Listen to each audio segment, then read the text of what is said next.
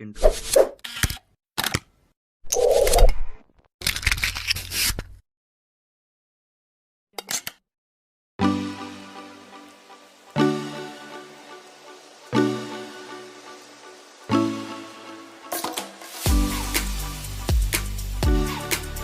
Assalamualaikum warahmatullahi wabarakatuh.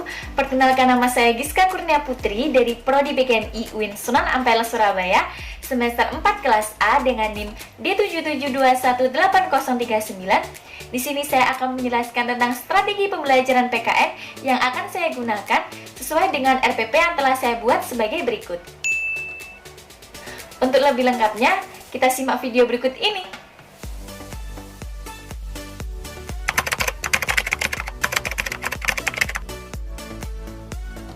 Nah, sudah pada tahu belum apa pengertian dari strategi pembelajaran? Jadi, pengertian dari strategi pembelajaran adalah suatu cara yang digunakan untuk mencapai tujuan pendidikan dan penerapannya dengan menggunakan perencanaan yang efektif dan efisien, sehingga tujuan tersebut dapat tercapai dengan komprehensif dan sesuai.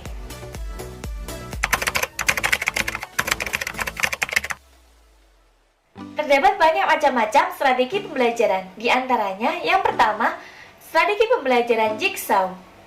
Yang kedua, strategi pembelajaran critical incident atau pengalaman penting. Yang ketiga, ada strategi pembelajaran seeing how it is atau melihat kejadian sebenarnya. Yang selanjutnya, ada strategi pembelajaran role playing atau bermain peran. Dan ada juga strategi pembelajaran poster komen atau mengomentari poster dan juga gambar. Dan ada juga strategi pembelajaran konsep mapping atau peta konsep. Dan masih banyak lagi macam-macam dari strategi pembelajaran. Di sini saya akan menggunakan strategi pembelajaran role playing atau bermain peran untuk saya praktekkan di dalam RPP saya.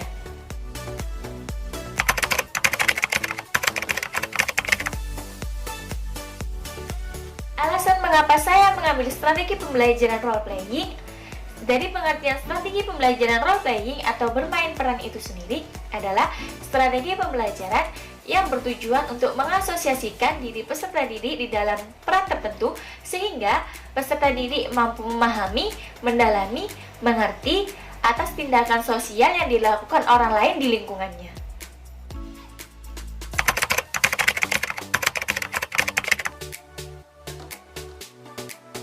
Strategi pembelajaran role playing memiliki beberapa kelebihan, di antaranya yang pertama, karakter yang dibawakan oleh peserta didik dapat membantu peserta didik agar memahami setiap masalah yang terjadi di kehidupan sehari-hari. Yang kedua, peserta didik yang memerankan suatu karakter akan lebih mudah mengerti perasaan orang lain sehingga hal tersebut dapat meningkatkan solidaritas dan empati satu sama lain antara peserta didik. Yang ketiga yaitu ketika peserta didik memerankan suatu karakter di luar dari dirinya, maka dia akan cenderung mengerti sikap dan karakteristik yang diperankan.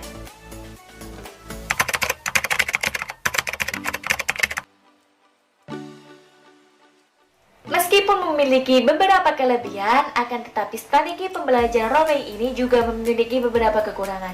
Di antaranya, yang pertama, ketika guru tidak memahami setiap langkah yang dilakukan di dalam strategi role play ini, maka setiap sesi yang dilakukan akan cenderung berantakan. Yang kedua, ketika guru tidak memahami teknik peran atau acting, maka strategi role playing ini akan cenderung kurang maksimal di dalam implementasinya.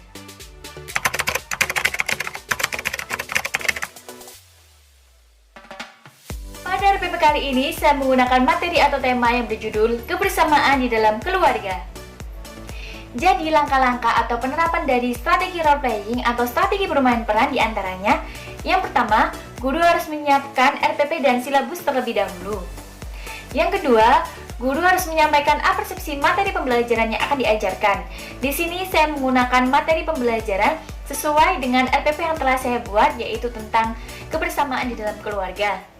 Yang ketiga, guru menyampaikan materi pembelajaran yang akan diajarkan. Yang keempat, guru membentuk kelompok. Di sini saya bentuk setiap kelompok terdiri dari 5 peserta didik. Yang kelima, setiap kelompok harus membuat percakapan sesuai dengan materi yang telah diajarkan. Yang keenam, setiap kelompok harus memerankan percakapan yang telah dibuat di depan kelas. Yang ketujuh, kelompok lain harus menulis atau meresum amanat dari percakapan yang telah diperankan setiap kelompok di depan kelas. Sekian video dari saya, semoga bermanfaat. Wassalamualaikum warahmatullahi wabarakatuh.